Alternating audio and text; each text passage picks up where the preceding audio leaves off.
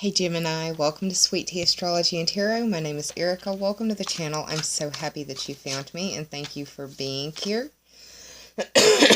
You'll have to pardon me and my coughing. I've got some water off to the side, but they had a controlled burn about 24 hours ago, about a mile down from where I live, so it really aggravated my very sensitive lungs. For those of you who don't know, I survived a house fire. I was asleep in that house fire for about 7 minutes, so my lungs are a little sensitive to that sort of stuff. Anyways, pardon me. I'm going to talk about what has gone on already and what we will be facing for the rest of the month.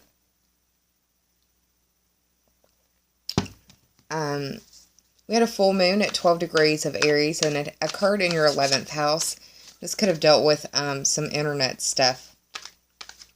It also deals with your memberships, teams, groups, associations, the people that you deal with on a regular basis. The 11th house is also the house of your bucket list. On the 10th, we had Jupiter move into Scorpio, and this is your 6th house, Gemini. The 6th house is the house that represents your work and health, or the competency and skills that you bring to the services that you provide. And it deals with your daily to-do list, your daily grind, the things that you do on a regular basis to make your life and world move more effectively and efficiently. On the 14th, we have Venus, the planet of love, beauty, harmony, money, and resources, moving into your 5th house. So you may be getting a little lucky when it comes to finding somebody if you're out looking. You may be getting lucky if you are married and possibly decide to go to Vegas or something. Put some money on a lottery ticket. The 5th house is the house of pleasure and social life and your creative ability, your creative pursuits. It also is the house of your children. It's the house of romance. On the 17th, we've got the Mercury, the planet of thought, movement, and communication, moving into Scorpio. This is also your 6th house, the house of work and health. Again, so you'll be doing a lot of communicating, or there will be a lot of communication surrounding the theme of work and health, or competency and skills that you bring to the services that you provide and your day-to-day to-do list. On the 19th, we've got a new moon in Virgo. This will be in your 5th house. Again, the house of your social life, children, pleasures, creative pursuits and endeavors. Nice place to plant a seed. And if you work on it for the next 6 months, hopefully it will come to fruition at the Libra full moon. On the 22nd, we have got Mars moving into Libra. Mars is the planet that represents energy, impulse, and aggression, and also sexual potency, and the masculine principles, so very testosterone kind of feeling. In that 5th house, could be feeling a little aggressive in the 5th house, so be careful, especially if you're talking about politics and social circles, because it may be a little heated, maybe a little debate worthy. Just had a card fall. I'm going to cut the deck, and I'm going to pull the top card from the cut deck for you, Gemini, and then we will move on about our business in this reading.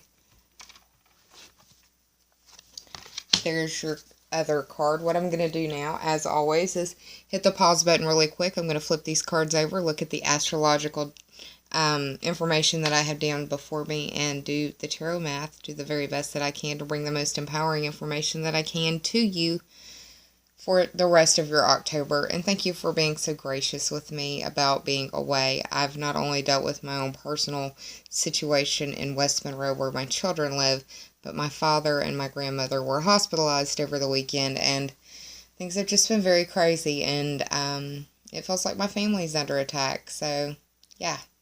Anyways, I'll be right back, y'all. Hang tight. Alright, Gemini, I am back with your cards. So let's go ahead and get started. I feel another coughing fit coming on, and if that happens, I'm going to pause. The The underlying theme or overarching energy for this reading is the Queen of Clubs. She represents the Queen of Wands in the Rider-Waite Tarot, but this card deals with confidence and strength. In the Rider-Waite Tarot, the Queen of Wands represents influential, exuberant, vibrant, fire sign female. That could be Aries, Leo, or Sagittarius. And she, at one time, was called a promiscuous queen, but I don't like that term. I prefer to call her eager, because she's eager to defend, she's eager to fight, she's eager to do any other F words she wants to do. She's the queen, right? And maybe that now is the time for having strength.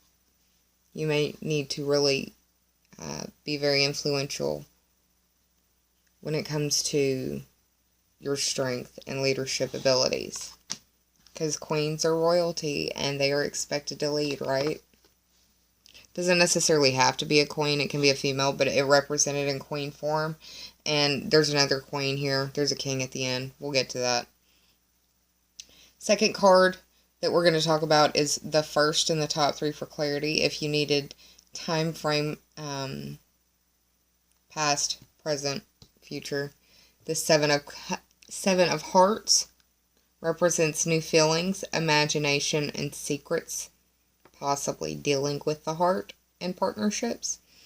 The Seven of Hearts also represents, in the Rider-Waite Tarot, the Seven of Cups, which the number 7 deals with faith, and the cups deal with water sign energy. The water signs are Cancer, Scorpio, and Pisces.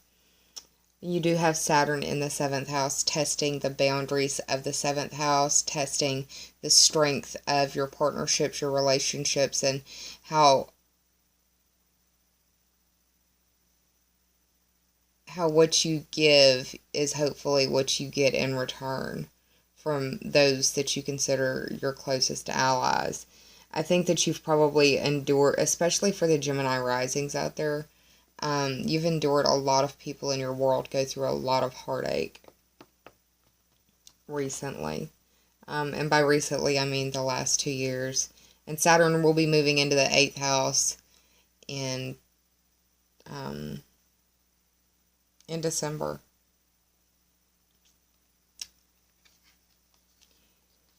In the Rider-Waite Tarot, this card deals with illusion, imagination, fantasy. I also see it as too many choices, being indecisive, and counting your chickens before your eggs hatch. The second card in the top three for clarity that represents the present situation at hand is the Queen of Spades, which deals with ambition, intelligence, and strategy. As you can see, she's armed and ready to fight if need be, ready to defend as well. This Queen of Spades also represents the Queen of Swords, which is representative of an influential female energy. Air signs, Gemini, Libra, or Aquarius. This could be speaking of you, Gemini. This is a Gemini reading, after all. Very quick-witted, very quick thinking, an advocate, very perceptive, will defend their position to the end. This is the debater. This is a person that likes to debate and likes to win debates.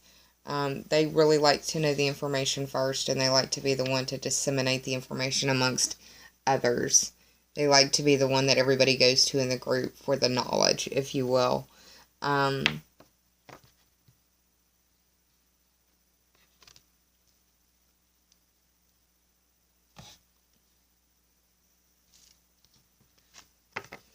The final card in the top three for clarity is the King of Hearts. This individual, guy, man, male energy, deals, he's a sensitive creature. He's into creativity, and if he uses his sensitivity and creativity, he can channel it into success, but he can also be very prone to excess. For some of my male Gemini viewers, I feel like you are having a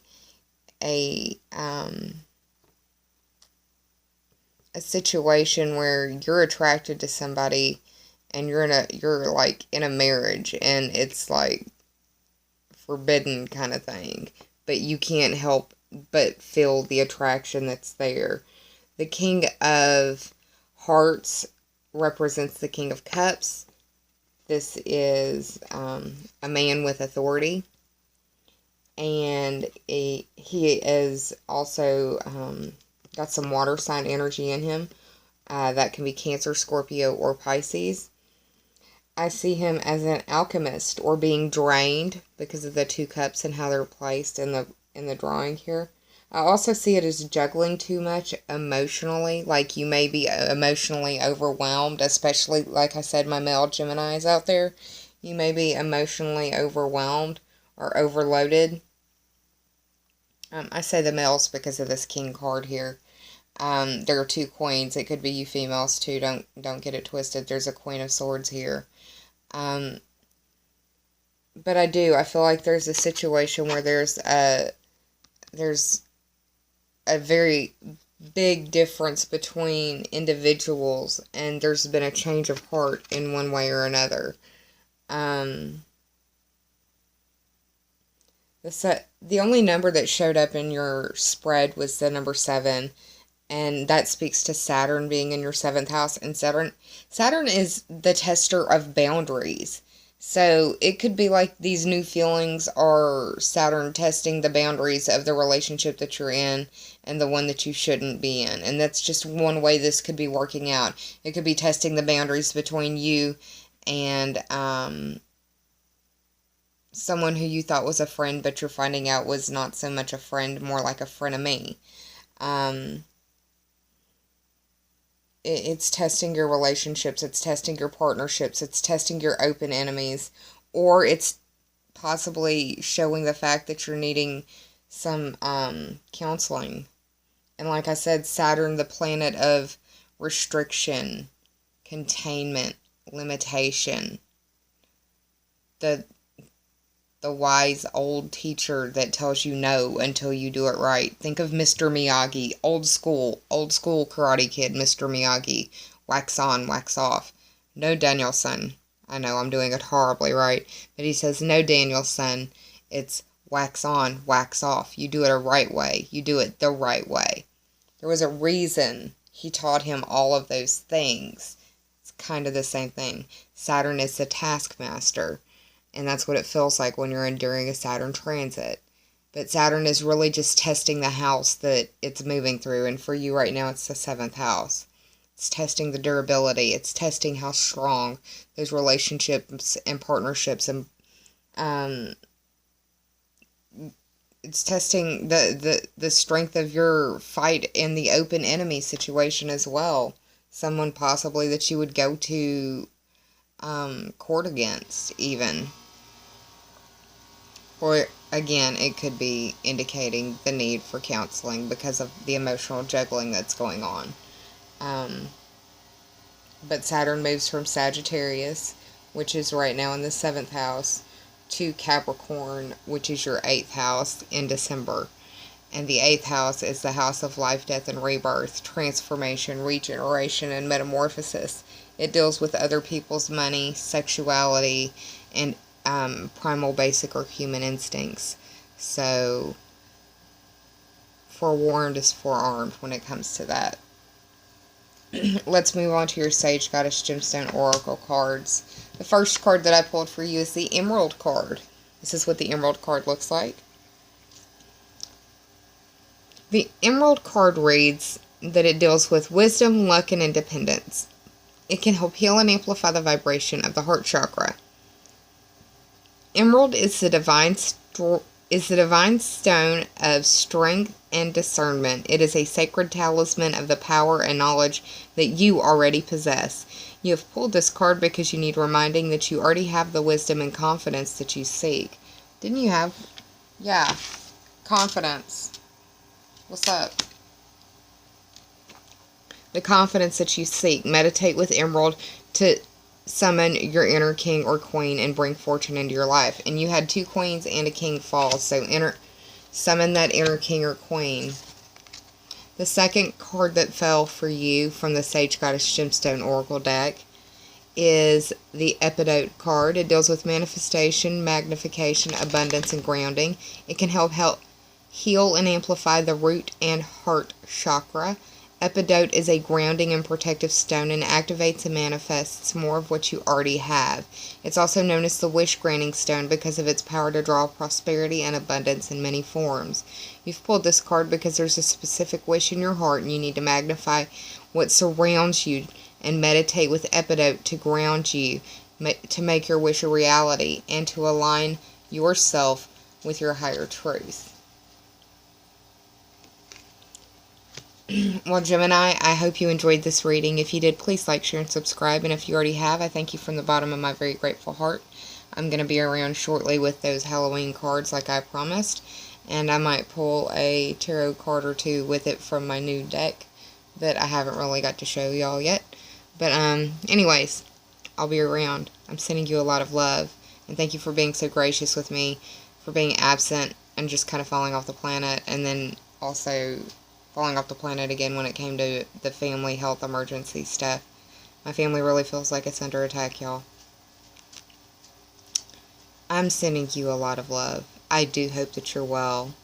Please take care of yourself and please be kind to yourself. And save some of that kindness for others because we're all going through private battles in our world that some of us may never speak about to another living soul. I'll see you soon. But until then, take care, namaste, and bye, Gemini.